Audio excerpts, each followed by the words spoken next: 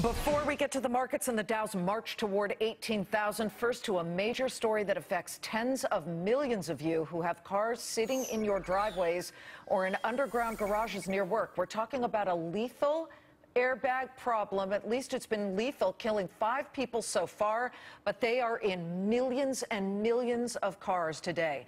Now, this afternoon, Japanese auto parts supplier Takata defending its decision not to issue a nationwide or even global recall of the airbags that they manufacture. It puts it squarely at odds with U.S. safety regulators, as well as Honda, which has mandated its own nationwide airbag recall. And I'm pretty sure, Rich Edson, as you are standing outside and watching what's going on there, that BMW is not taking it either. No, and Liz, Takata's top customer here, Honda, has broken from the airbag maker's strategy. Its decision to expand its recall nationwide, while Takata refuses, only drew more criticism towards the Japanese airbag manufacturer in this hearing. Takata says the current recall, limited to only warm, humid areas of the country, is sufficient. What about Takata's test results lead you to believe that a national recall of all driver's side airbags is not needed or appropriate? Based on the data we are collecting from the inflator, from region and also outside regions, the data still support that we should remain focused on the region with high temperature and high humidity. So no nationwide recall. The reported defect launches metal into passengers and drivers and is linked to 5 deaths. Takata says its limited recall allows it to supply replacement parts to vehicles most likely to have defective airbags, though critical lawmakers and government officials point out reported defects in areas the company recall fails to cover. Nearly a dozen auto companies have recalled cars. Honda is Takata's largest customer, and it has just announced it will unilaterally expand that recall throughout the country for driver's side airbags. The company also says it is in talks with other airbag makers to increase supplies of replacement parts. Government regulators say they're still investigating Takata and are demanding more testing and information from the company. Back to you. Rich Edson, thank you very much for getting us first up to speed. But now we're going to turn to somebody who was right there in the hearing, Congresswoman Marsha Blackburn, the Vice Chair of the House Energy and Commerce Committee. Welcome, Congresswoman Blackburn. You've stepped out of the hearing. You were there. Were you satisfied with anything that you heard today? Oh, Liz, I've got to tell you, I was not satisfied. What they're trying to say is, well, we want to minimize the damage. We took a risk, and now we're trying to minimize the damage.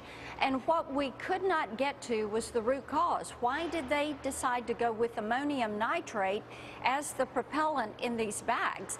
And they were warned. We had some of the statements from engineers, their engineers, that were working on the project that warned them against this. So we were not pleased with the responses that we got, and we're going to continue to work with some of the automakers in Takata and see if we can't solve this issue. Well, there was a testy moment, and we want to show it to our viewers, where you began to question Mr. Shimizu, who is the Takata executive, about these concerns that involved engineers from as way back as the late 1990s. Let's first listen, then we can talk more. When they brought this to your attention, what did you and your team at Takata say in response to these engineers? Did you blow it off and say, it doesn't matter, it costs less? I was not involved at that time. He said he wasn't involved, but he was at the company. This is really frustrating, I'm sure, for you and frankly, people on the other side of the aisle, your compatriots who are sitting there on this subcommittee. What can we do? Because the Takata people are saying that the United States does not have jurisdiction over saying recall everything. Well, I would beg to differ, and I think there are a number of things we can do. First of all, we can make certain that ammonium nitrate is not used. They go back to tetrazole. They went away from it because of expense. They went to the ammonium nitrate. It is too robust of a propellant. We know that. We know that the other manufacturers are working to replace and to go to a different propellant. We can be certain that there are different airbags that are used. If Takata doesn't want to take responsibility for this, then we can make certain that we are utilizing a product that is going to be safe for the American public. Airbags are there as a safety measure, and then we find out that they went to this less expensive, more dangerous component and filled these bags with ammonium nitrate, and now they're beginning to say it is the fault of the climate. Well, no, it's not the fault of the climate, and that was the reason for pushing to make certain that we got to the root cause of the issue. Well, Representative Blackburn, they're everywhere. I mean, they're in many. We can put up all the logos of the car companies till the end of time, and they're in not every single auto company, but they basically have a monopoly on airbags. Look at this. Impacted Toyota, Honda, Ford, BMW, Mazda, Nissan. That's right. I mean, it just goes on and on. So I'm wondering then, did NHTSA make a mistake by allowing widespread use of this, or is it even up to them? And do we really want government organizations to be saying, you can't use this supplier, you can't use that supplier? Well, and we don't want to get into that. I think everybody has enough of government picking winners and losers. Right. But you just touched on something that I think gets to the heart of the issue, is the mandates that the federal government makes for CAFE standards, for cars to have to be lighter on the road, to get more miles per gallon, but you have to use ethanol. And look at the tangled web that we have woven.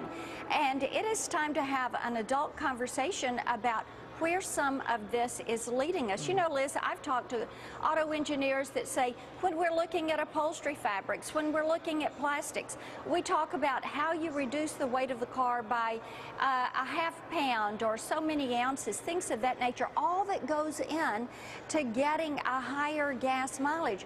What we need to do is say, how do we get these cars on the road so that they are safe?